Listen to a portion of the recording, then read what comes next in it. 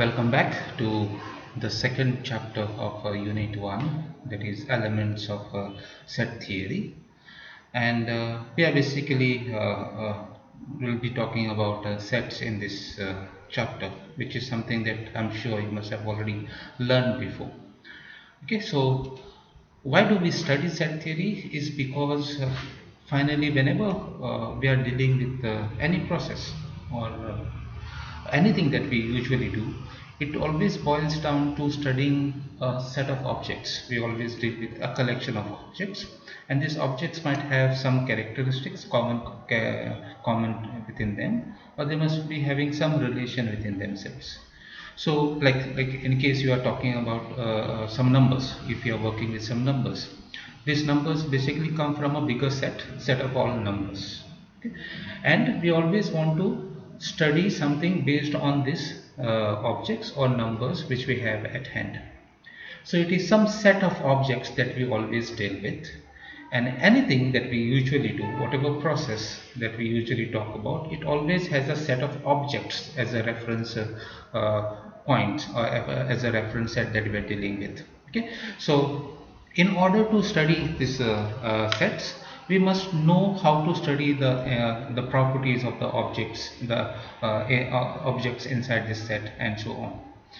Okay, so it provides a foundation to study objects that behave similarly. In a way, we'll have some uniform rules or some kind of a theories that will help us in studies that involve objects that behave similarly. Okay, and it's a general requirement in any field. In any field that you usually go around, you'll always work with some set of objects. It serves as a foundation to almost every mathematical theory, like how we said. Okay. Any analysis in mathematics, it boils down to analyzing information from a set of objects. Okay, and it is a prerequisite for any mathematical course. You go to any course, you are studying any course or any degrees, elements of set theory, any foundation in set theory is always the must in that particular field. It also provides a unified and a structured platform. So we'll be dealing with some uniform structure rules that will help us in exploring elements in any field. Okay, their properties and operations. In a way, what we'll be dealing in this chapter is exactly similar to the previous chapter, the mathematical logic. In mathematical logic, we were dealing with statements, logical statements, and then we studied various connectives which were like operations there. We will be doing exactly the similar thing, okay, except that the reference will be a different one. Instead of dealing with logical statements, now we'll be dealing with objects or numbers. Okay, it is also a foundation for number theory. Okay, now what is a set? Like how we said, it is a collection of objects that will have some common characteristic or some relation between them in whatever reference that we are talking about. Okay? A set is a collection of well defined objects. Okay, these objects in the set may have some common properties, or or it will serve some purpose. Okay, if you just randomly collect any objects, that may not serve the purpose that you are trying to really work on. Okay, so it's important that the objects that you're talking about will serve some purpose or some objective behind it. Okay, let's say for example, set up all students in a class. Okay, you are collecting all the students from a class. It will be called as a set of all students in that class. Okay, then set of all natural numbers. If you are dealing with natural numbers, then set of all natural numbers. Okay, an example of a set of all cities in India. If for some reason, if you are talking about cities, maybe in connectivity, the railway connection between the cities or within the India, then you will collect all the cities in India, so that becomes a set in this case. Okay, so it's important that you have some kind of a relation within the objects inside the set, or they'll have some reason, some purpose to serve. Okay, so in case it doesn't, the collection of the object doesn't serve any purpose, then it will fail to be a set.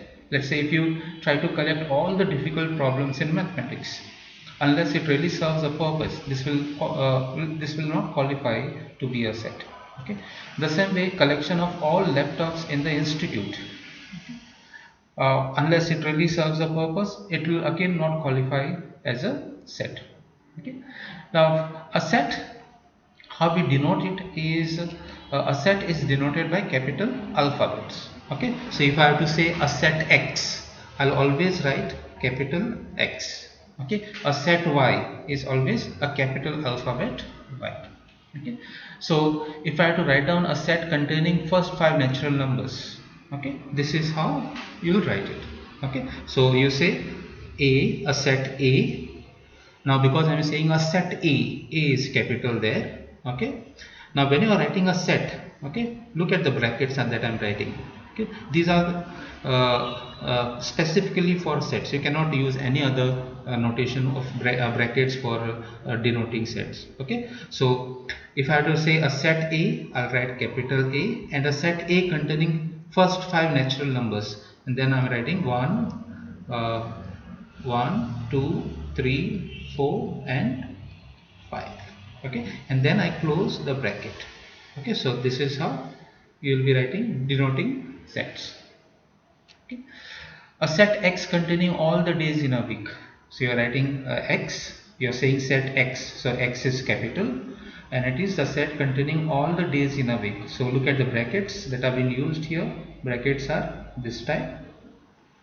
Okay, so and then you are writing all the objects inside the set that you are talking about: Sunday, Monday, Tuesday, Wednesday, Thursday, Friday and Saturday.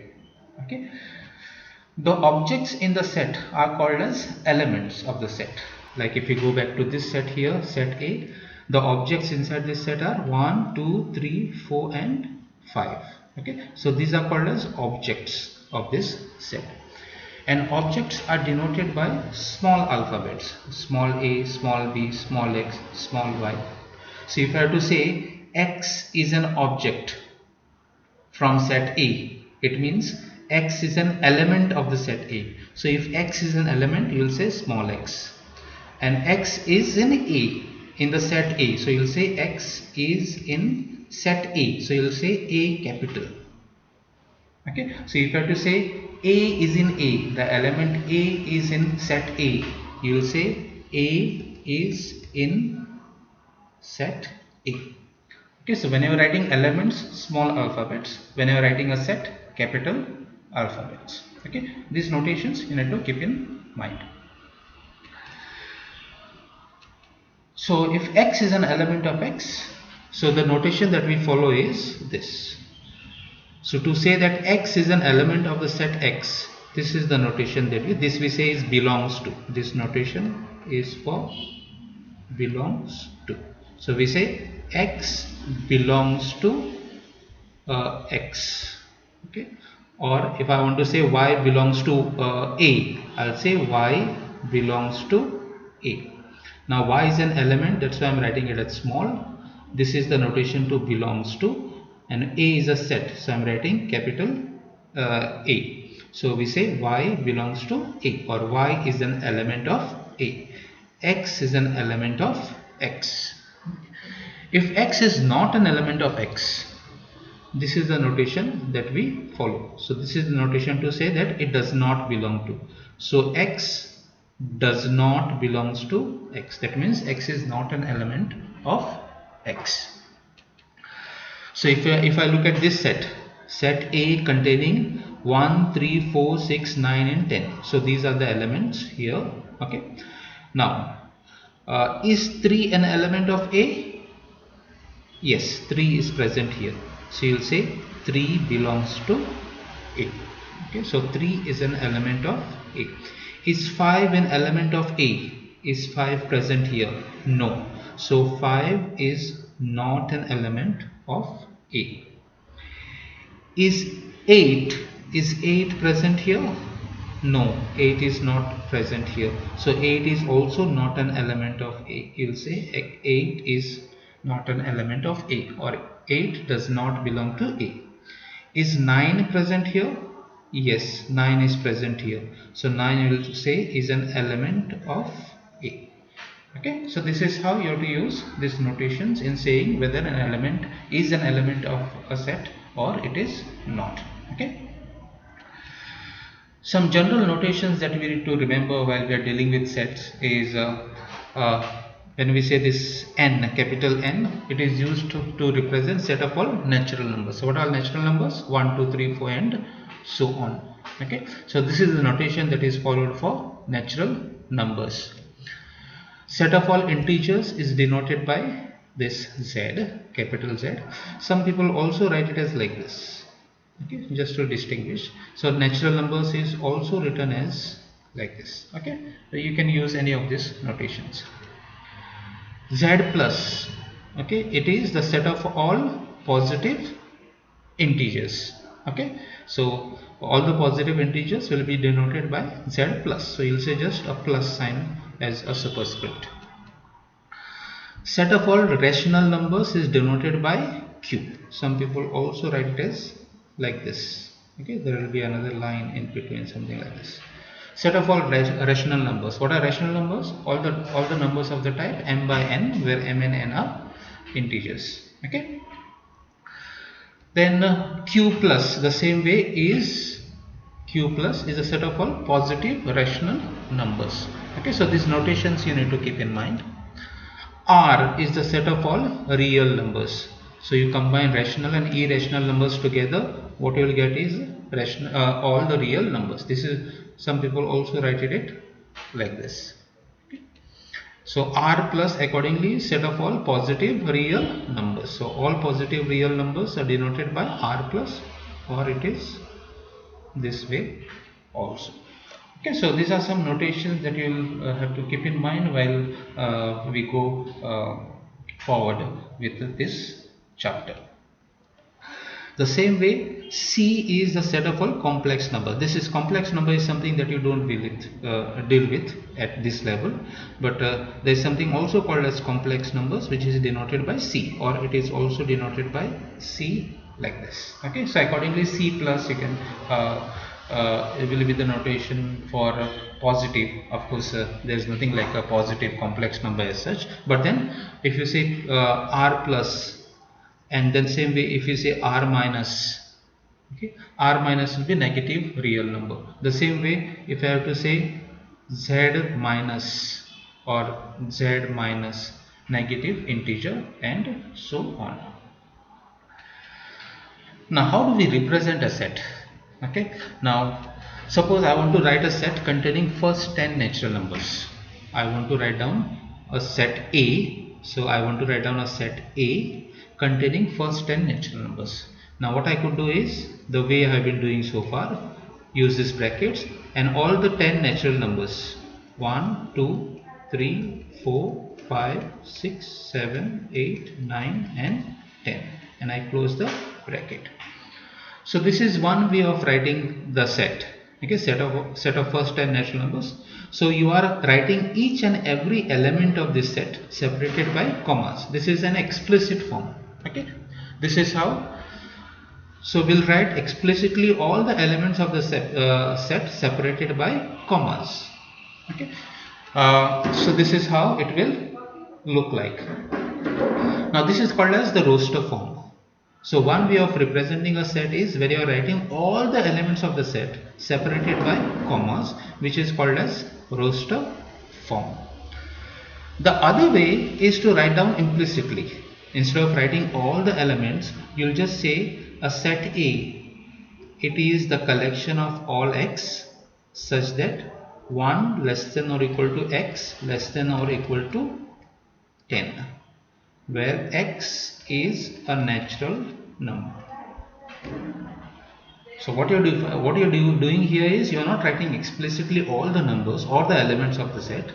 You are just expressing these numbers by a general form. You are saying it is the collection of all x, all such that x is a natural number which is between 1 and 10. X is greater than or equal to 1 and x is less than or equal to 10. So we are, reducing our space and the way simplifying the way we are writing this set. Now this is very useful when you are dealing with bigger sets. Like if I have to, instead of saying 10 numbers, natural numbers, if I have to say first 100 natural numbers, then you will have to in this roster form, you'll have to write down 1, 2, 3 till 100 explicitly all. You'll have to write down every number from 1 to 100 separated by comma. That is time consuming. So best way would be to write down this in this second form.